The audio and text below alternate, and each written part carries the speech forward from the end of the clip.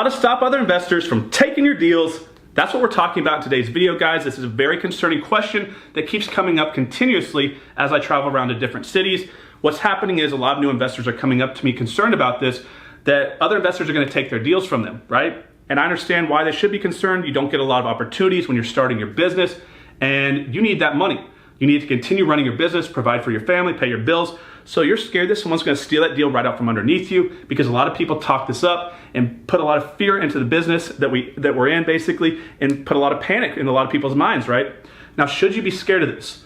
Yes, legitimately, someone can come take your deal if you don't have it under contract and you bring it to them to help analyze it. Yes, they could go behind your back. Does it happen as much as what most people think it does? I don't think it does, in my opinion. I think most investors are smart enough to understand that they can make a bunch of money once or make a bunch of money many times working with you over the years and build a long-term relationship with you, because this is a long-term business, and that's the smarter way to do things. Treat people right, act ethically, act with integrity, do a lot of deals and make a lot of money over the years, instead of trying to rip someone off one time and having the risk of them running your name around town and never working with you again.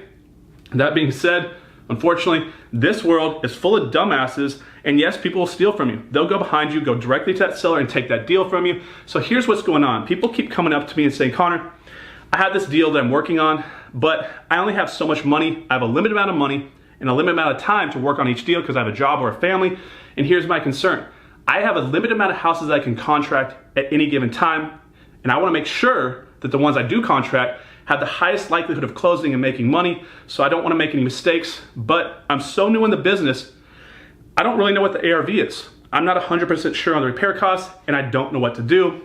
Or you do know what to do, you just don't want to do it, because you know what you have to do is you really only have one option, which is bring it to another more experienced investor in your market to give you their opinion on the ARV and the repair costs.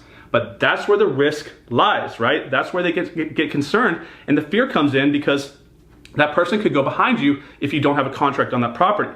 That being said, in my own business, every single house we take title to, even now, after all the deals that we've done over the past few years, I'm bringing these deals to at least 3 of my friends, 3 fellow investors in my area that I trust their opinion, who I know they're making an unbiased opinion because they know I'm gonna buy the house, they're not getting any part of this deal, they're making nothing on it. So they're gonna give their unbiased opinion when I bring a deal to them, and vice versa, when they bring a deal to me, I'm gonna give my unbiased opinion to them. Why do you wanna do this? It's because of this, right? Investors are notorious for trying to make deals that aren't really deals. If you're stretching to somehow make that deal a deal, most likely it's not a deal. Listen to what I said, just again, go back and watch it again, because that's important to understand. A lot of you try to make every deal a deal. Deals usually pop out, and you should have 100% no worry in your mind that that's a deal.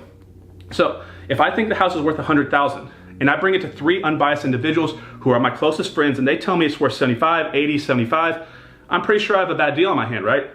But if I go to them and they all say it's worth 125, 130, 125, and I'm thinking it's borderline a deal at 100, what do you think I can now do? I can confidently close on that house because it's now probably a better deal than I even thought, because sometimes we do act a little conservative because we just got burned on another deal, and we really want to make sure that the one we're about to take title to now is a good deal. Now, I know what a lot of y'all are thinking right now. You're thinking, but I don't have people I can trust. I don't really know anybody. I'm new in the business. So you can go to a mentor, an REI club owner, one of your competitors in your market that's doing a bunch of deals, a big wholesaler. There's another video we put out talking about a number of ways that your competitors are your partners, so you shouldn't be worried about this. But if you don't have someone you can trust, right, I'm gonna show you what to do. So in my opinion, you have 3 options. On the board behind me, I have 5 different properties, property A, B, C, D, and E. They all have different square footage sizes, but they're tight knit, right? They're cookie cutter properties, probably built by the same builder, and they're all basically the same. So here are your options. You can give someone a different property address on the same street with a relatively same amount or relatively close square footage size. You can give them just the square footage size and the subdivision name, or you can roll those dice and hope that they don't basically screw you over, right? So let's take the first example. Say you're trying to buy property A right here. It's 1,376 square feet, but you want an opinion on what it's worth. You can send them photos of the inside of the property, not the outside, but just the inside, and tell that person that it's property C, right? Because they're pretty close, 1,376 and 1,398. So they're analyzing a property that when they come up with the analyzed number for this property, it's basically gonna correlate to this one very, very closely. That is an option for you, right? They can't steal the property from you if they think it's C when you're really trying to get A. Here's the other thing you can do. You can find out the subdivision in that area and basically say, I have a property that's 1,376 square feet in this subdivision. What do you think it's worth? Here's the pictures. What do you think the repair costs are? That's another option. Or you can give them the exact property address and the exact photos inside and out and ask their honest opinion. Now, what do? Well, I just give them the property address because I don't want to live my life in fear. Unfortunately, I understand where you're coming from. But here's the thing, you got to look at it like this.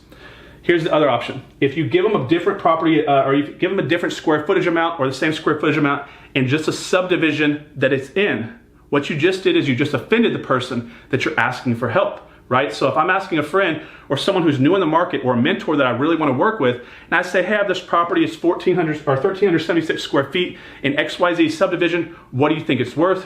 What you just did was ask them to do a favor that they're not making any money on, but you're saying, I don't trust you at the same time, which is very insulting to them because by not giving them the property address, you just insulted them, if that makes sense. They're basically saying, this person doesn't trust me, why should I help them? Now, the other thing is, if you give them property A, or you have property A, and you give them property C, you're lying, right? And if you believe in doing the right thing and not lying, and it's gonna come back to you guys, this can be a problem and you're acting unethically as well. But I understand if this is a big moment for you and a big deal, you don't wanna just give it to someone that you don't, basically don't trust, that you don't really know, because they could steal that deal from you. So those are my opinions and of the options you have. I don't know. What do you think? Leave your comments below if you think or you have a better idea on how to get around this, but that's what I would advise new investors who come up to me. Those are your options, guys. If you like today's video, comment below, let me know what you think, share it around, subscribe to the channel, and I'll see you on the next one. Have a good day.